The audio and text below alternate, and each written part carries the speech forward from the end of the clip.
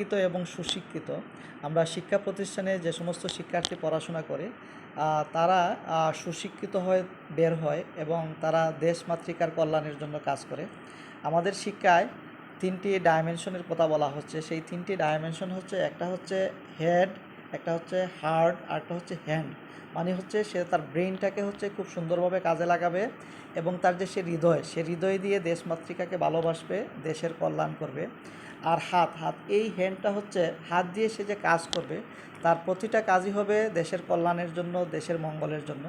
আমি বিশ্বাস করি আমাদের শিক্ষার্থী যারা বা যে কোনো প্রতিষ্ঠানে যে সমস্ত শিক্ষার্থী পড়াশোনা করে বের হয়, তারা তাদের মেধা, মনন এবং হৃদয় খাটিয়ে দেশের কল্যাণের জন্য কাজ করে এবং তাদের হাতের যে শক্তি, অপরিমেয় যে শক্তি, সেই শক্তিটাকে মেধার মাধ্যমে পরিচালিত করে।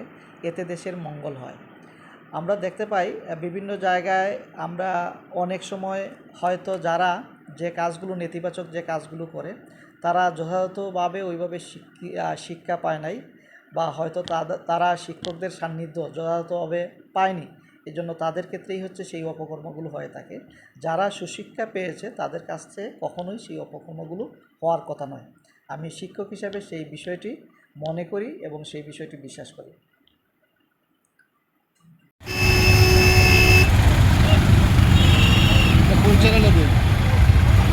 ট্রাফিকদের সাথে জনসচেতনামূলক একটা কার্যক্রমে আসছি Murarichand college rover scout group থেকে। আমরা আসছি মূলত আজকে ট্রাফিক রুলস যারা মেনটেন করে না, যাত্রী আছে যেমন মোটরসাইকেল আরোহী, সিএনজি, কার এবং হচ্ছে পথযাত্রী, রিক্সা, তাদেরকে হচ্ছে আমরা একটু ব্রিফিং দেওয়ার জন্য আসছি। তাদেরকে বোঝানোর জন্য আসছি যে ট্রাফিক আইন মেনে না চললে তাদের জীবনের অনেক রিস্ক হতে পারে। যেমন অনেক সময় রাস্তার পাশে মোটরসাইকেল, তারপর হচ্ছে আপনার গাড়ি পার্ক করে, অযথা যে কোনো জায়গায় পার্ক করে, যার কারণে রাস্তাটা সরু হয়ে যায় এবং ট্রাফিক জ্যাম লাগে, যার কারণে অ্যাক্সিডেন্ট হতে পারে। এরপর হচ্ছে মোটরসাইকেল আরোহী যারা আছে তারা হচ্ছে আপনার হেলমেট নিয়ে আসে না। একজন যাত্রী থাকলে তারও হেলমেট থাকে না, যার কারণে অনেক সময় মানে অ্যাক্সিডেন্ট হলে তাদের সেভ করার মতো অবস্থা থাকবে না, যার কারণে আমরা তাদেরকে আটকিয়ে তারপর হচ্ছে বুঝাই, ব্রিফ দিই। এরপর হচ্ছে যেখানে সেখানে পার্কিংটা সবচেয়ে বেশি বড় সমস্যা ট্রাফিক জ্যামের জন্য। আর হচ্ছে রাস্তা পারাপারের জন্য এখানে কোনো নেই, জেব্রা ক্রসিং নেই, যার কারণে হচ্ছে যাত্রীরা আরও বেশি ভোগান্তির শিকার হচ্ছে, যারা পদযাত্রী আছে। এই হচ্ছে আমাদের কার্যক্রম আজকে। আপনারা যে আজকে এই উদ্যোগটা নিয়েছেন, এই উদ্যোগে আসার পরে আপনাদের কী মনে হচ্ছে?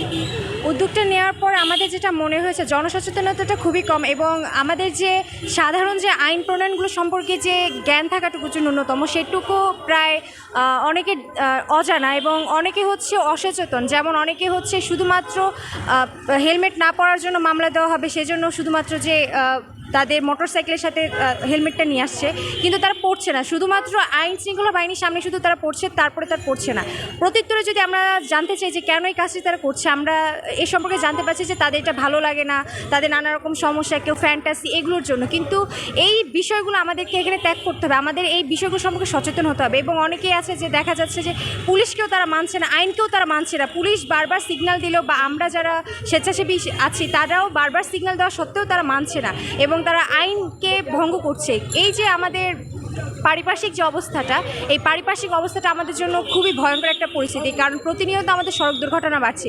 একটি সড়ক দুর্ঘটনা সারা জীবনের কান্না, কারণ প্রত্যেকটা পরিবারের মানুষ, এক একটা পরিবারের এক একটা অংশ। একজন উপার্জনক্ষম মানুষ যখন কিছু একটা হয়ে যায় তখন সেই পরিবারটা পথে নেমে যায়। তাই সর্বোপরি আজকের এই যে কার্যক্রমে প্রত্যেকটা জনসাধারণের মাঝে শুধু একটাই অনুরোধ থাকবে, শুধু আইনকে সচেতন হলে হবে না, পুলিশকে সচেতন হলে হবে না, জনসাধারণকেও সচেতন হতে হবে। এবং আমরা যারা যানবাহন ব্যবহারকারী আছি এবং ড্রাইভার আছি, চালক আছি, তাদেরকেও সচেতন হতে হবে এবং কি ট্রাফিক আইন মেনে চলতে হবে এবং সর্বোপরি যে ব্যবস্থাপনা আছে সেগুলোকেও মানতে হবে। ধন্যবাদ। পদক্ষেপ নিচ্ছে, তো এই পদক্ষেপগুলো নেওয়ার একটাই উদ্দেশ্য, যাতে হচ্ছে জনসাধারণকে সচেতন করা যায়। পাশাপাশি হচ্ছে জনসাধারণ বিভিন্ন ট্রাফিক নিয়মগুলো জানতে পারে, সেই নিয়মগুলো জানানোর উদ্দেশ্যে এই পদক্ষেপগুলো নেওয়া হয়েছে। তো সেই পদক্ষেপ অনুসারে আজকে আমরা ট্রাফিক সপ্তাহ পালন করতে আম্বরখানা পয়েন্টে এমসি কলেজ রুবার স্কাউটের পক্ষ থেকে আমরা কয়েকজন রুবার আসছি যাতে জনসাধারণকে সচেতন করতে পারি, ট্রাফিক নিয়মগুলো সম্পর্কে অবগত করতে পারি।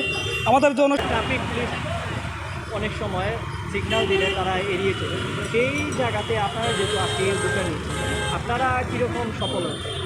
জি, আমাদেরকেও এড়িয়ে চলেছে। তারপর আমরা ট্রাই করেছি যাতে তাদেরকে বুঝাইতে পারি আর কি, যে একই মোটর সাইকেলে দেখা গেছে যে 4 জন বা 3 জন করে যাচ্ছে হেলমেট ছাড়া, বা 1-2 জনও যাচ্ছে হেলমেট ছাড়া, মানে ওইটা আইন ছাড়া যেহেতু তারা যাচ্ছে, আমরা ট্রাই করেছি তাদেরকে বুঝাইতে আর কি, যাতে তারা সচেতনভাবে গাড়ি চালায় আর কি, যাতে যে কোনো জায়গায় পার্কিং না করে। কারণ সব জায়গায় আমরা দেখলাম যে এখানে যানজটের সৃষ্টি হচ্ছে, রিক্সাগুলো এক জায়গায় জড়ো হয়ে বসে আছে। তো আমরা তাদেরকে বলছি, প্রথমে আমাদের কথাও শুনে নিয়ে লাস্টে যখন দেখছে যে মানে আমরা এই কার্যক্রমের সাথে আছি, তখন তারা আর কি মানছে কিছুটা। এইটুকু কি এখানে ট্রাফিক পুলিশকে এড়িয়ে চলে যায়, সেই জায়গাতে আপনাদের কতটুকু গুরুত্ব দেবে সাধারণ জনতা? মোটরসাইকেল 3টি সিএনজি এবং 2টি প্রাইভেট কারকে সিগন্যাল দেই, এবং সিগন্যাল দেওয়ার পরে আমরা সেগুলোকে আইনের আওতায় নিয়ে আসি। সো বিভিন্ন সময়, বিশেষ করে এখন বর্তমানে রোড অ্যাক্সিডেন্টে মৃত্যুর হার বেড়ে গেছে। সব জায়গায় আপনারা দেখতেছেন যে মৃত্যুর হার অত্যাধিকভাবে বাড়তেছে। তারই ধারাবাহিকতায় আজকে রুবার স্কাউট ড্যান মুরারিচাঁদ কলেজের মাননীয় যারা ছিলেন, ওনারা মিলে সবাই বসে একটা সিদ্ধান্ত নিয়েছেন।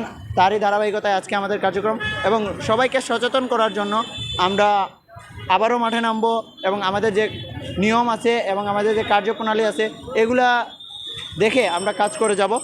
এখানে অনেক গাড়ি সিগন্যাল দেওয়ার পরে সবাই পাওয়ার দেখাইছে, কেউ লয়ার, কেউ অন্যান্য কিছু দেখাইছে, কিন্তু তারপরেও মাননীয় সার্জেন্ট মহোদয় শাখাওয়াত হোসেন তিনি বিভিন্নভাবে তাদেরকে বোঝানোর চেষ্টা করছেন আমাদের সাথে, এবং তিনি সার্বিক সহযোগিতা করেছেন।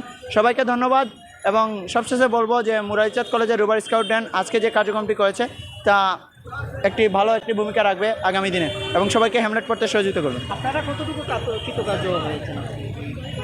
আজকের কাজে আমরা শতভাগ কার্যকর হয়েছি এটা বলবো না, আমি বলবো যে আমরা 70 থেকে 80 ভাগ আমরা সফল হয়েছি।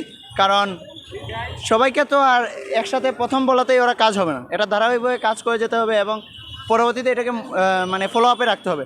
কারণ আমরা যে কোনো কাজ করলে এটা কিন্তু ফলো করি না, পরবর্তীতে এটা দেখাশোনা করি না, তার জন্য এটা হয়ে যায়। যদি আমরা আশা করি যে এখন বর্তমানে এসএমপি যেভাবে কাজ করে যাচ্ছে, এবং সাথে যদি রুবার স্কাউট, বিএনসিসি এরা যদি সবাই মিলে তারা যদি এরকম কার্যক্রমগুলো পরিচালনা করে, তাহলে আমার মনে হয় এটাই সবথেকে ভালো হবে।